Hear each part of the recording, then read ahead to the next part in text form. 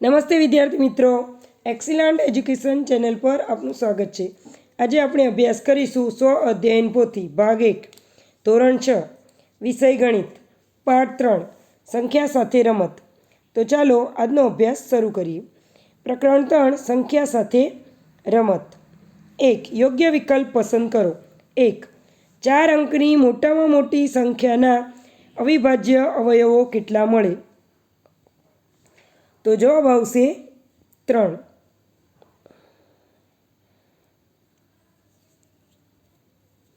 2 5 अंकनी नानामां नानी संख्याना अविभाज्य अवयवो केटला मळे? तो जवाब आवशे 2 1 अने ते संख्या पोते। 3 कोईपण बे क्रमिक एकी संख्याओना सरवाळाने निशेष भागी शके तेवा नानामां नानो एकम कयो? तो जवाब आवशे 2। 4 નીચેનામાંથી કયું વિધાન ખોટું છે? તો જવાબ આવશે ડી એકી અને બેકી સંખ્યાઓનો ગુસાઅ બેકી સંખ્યા હોય તે ખોટું છે। 5 જો 7254 બોક્સ 98 ને 11 વડે નિશેષ ભાગી શકાય તો ખાલી બોક્સના સ્થાને કયો અંક આવશે? તો જવાબ આવશે 6। અહીંયા જે છે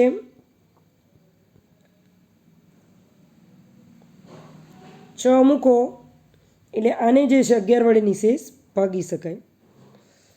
6 1729ના અવિભાજ્ય અવયવોનો સરવાળો ખાલી જગ્યા થાય તો જવાબ આવશે 19। 7 કોઈપણ 3 ક્રમિક સંખ્યા પ્રાકૃતિક સંખ્યાઓના ગુણાકારને નીચે પૈકી કઈ સંખ્યા વડે દરેક વખતે નિશેષ ભાગી શકાય નહીં? तो जवाब आवशे 9। 8 75 60 અને 105ના સામાન્ય અવિભાજ્ય અવયવોની સંખ્યા કેટલી? તો સામાન્ય અવિભાજ્ય અવયવ એટલે આ ત્રણેયનો આપણે ગુસા કાઢીએ તો ત્રણેયમાં સામાન્ય અવયવો 2 આવશે। 9 નીચે પૈકી કઈ જોડી અવિભાજ્ય સ અવિભાજ્ય નથી? સ અવિભાજ્ય નથી। સ અવિભાજ્ય એટલે તો એનો જે ગુસા લો એ 1 આવવો જોઈએ, જ્યારે અહીંયા 1 આવતો નથી, 1 અને 2 2 આવે છે, તેથી તે આ સ અવિભાજ્ય અવયવ નથી। 10 નીચે પૈકી કઈ સંખ્યાને 11 વડે નિશેષ ભાગી શકાય? તો જવાબ આવશે સી 10। 11 નંબર 10 15 અને 20નો લસાઅ જણાવો।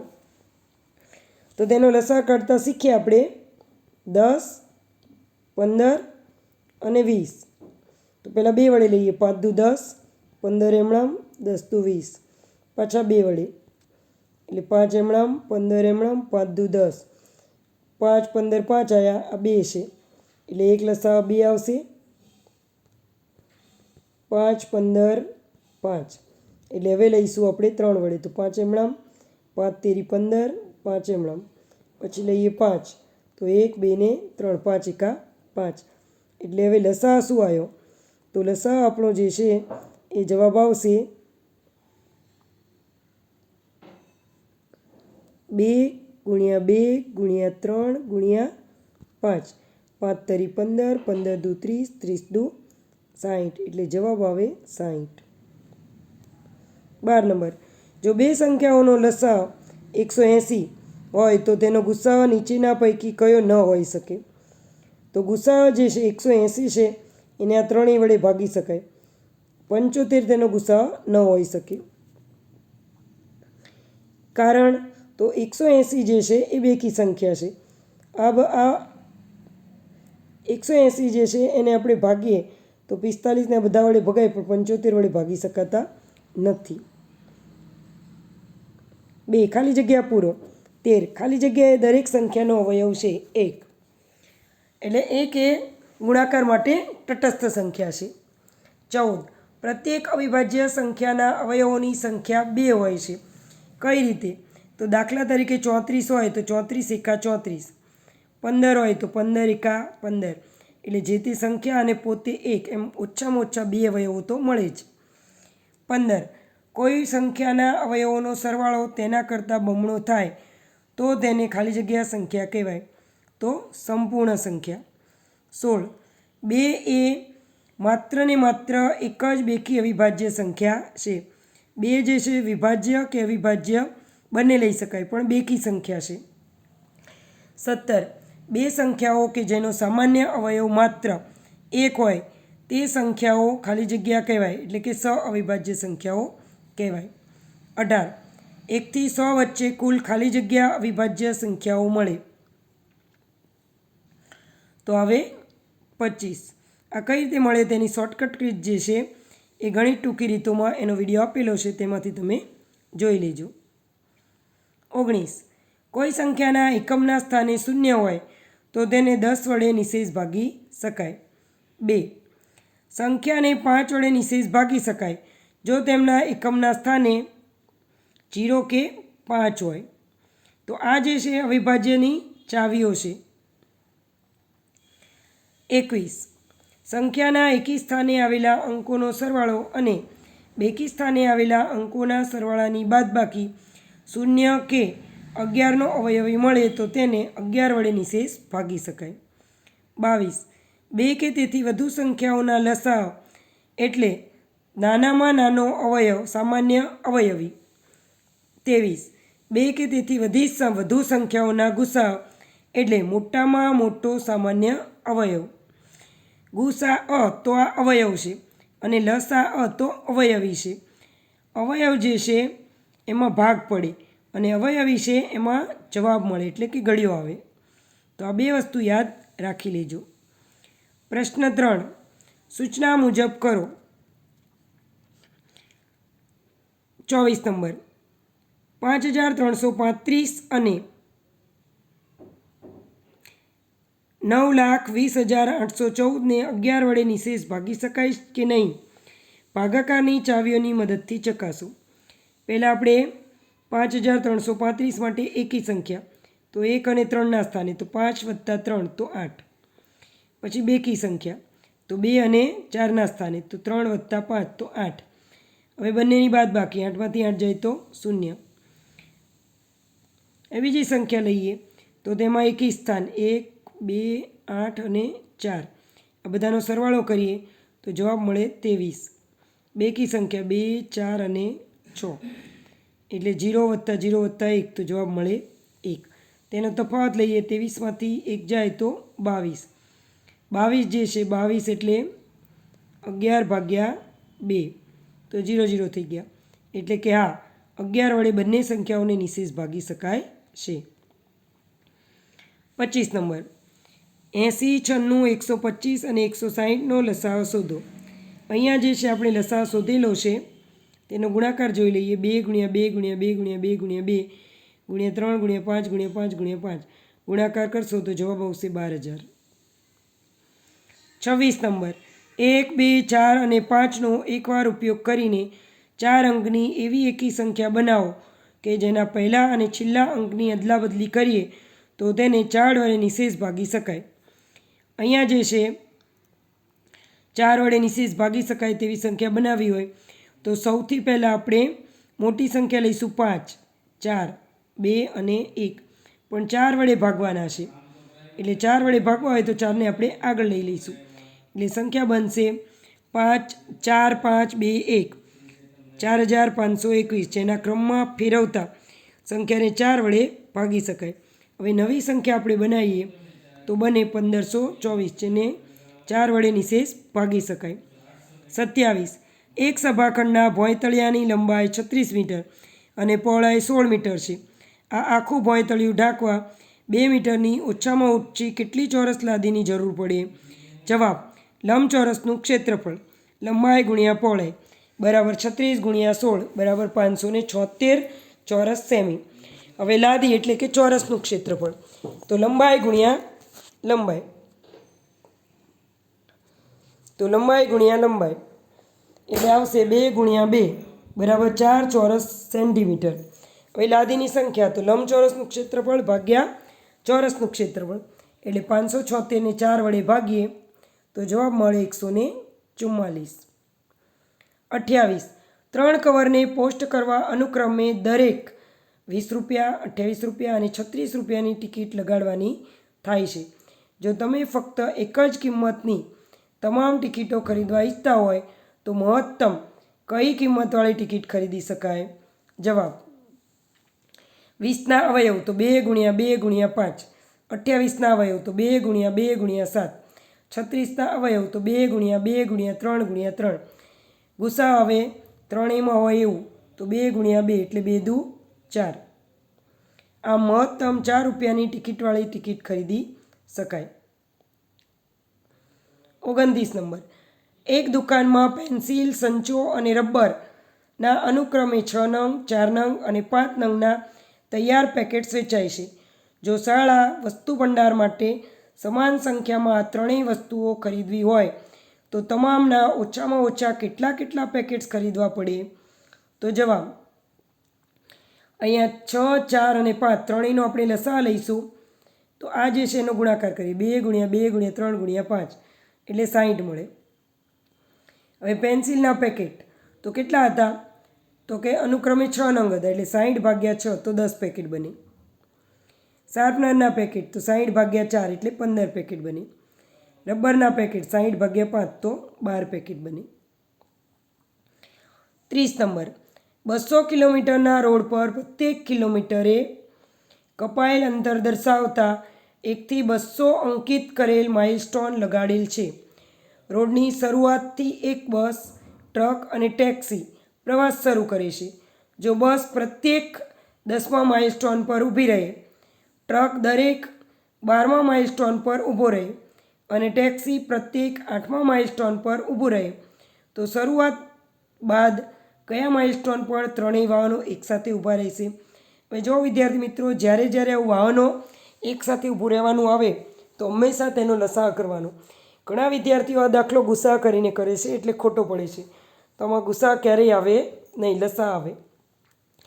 એટલે લસા લઈશું 12, 10, 12 અને 8નો. ચલો તમને હું કરીને બતાવું છું. 10, 12 અને 8 તો 2 × 5 = 10, 6 દુ 12, 4 દુ 8, 3 દુ 6, 2 દુ 4, 5 એમણમ, પછી 2 × 2, 3 ને 5 એમણમ. એટલે એકવાર આવશે 3 × 3, એકવાર આવશે 5 × 5 એટલે 3 બે વાર, એકવાર 3 અને એકવાર 5. એટલે અહીંયા અવયવ પડે 3 જે 2 છે 3 વાર, એકવાર 3 અને એકવાર 5. બધાનો ગુણાકાર કરીએ 5 તેરી 15, 15 દુ 30, 30 દુ 60, 60 દુ 120. તો જવાબ આવશે 120. એટલે કે ત્રણેય વાહનો 120 માઇલસ્ટોન પર ઊભા રહેશે. 31 નંબર. એક શાળા પુસ્તકાલયમાં 780 પુસ્તકો અંગ્રેજીના અને 364 પુસ્તકો વિજ્ઞાનના છે. જો પુસ્તકોને પ્રત્યેક વિષય ખાનામાં સમાન સંખ્યામાં ગોઠવવા હોય તો દરેક ખાનામાં કેટલા પુસ્તકો મૂકવા જોઈએ? તો 780 છે તેના અવયવ પાડવાના અને 364ના અવયવ પાડવાના. બંનેના અવયવ પાડો એટલે તેમાંથી ગુસા આવશે 780ના અવયવ તો 2 × 2 × 3 × 5 × 13. 365ના અવયવ તો 2 × 2 × 3 × 7 × 13. હવે ગુસા એટલે બંનેમાં હોય તેવા તો 2, 2 અને 13. ગુણાકાર કરીએ 13 દુ 26, 26 દુ 52. એટલે દરેક ખાનામાં 52 પુસ્તકો મૂકવા જોઈએ.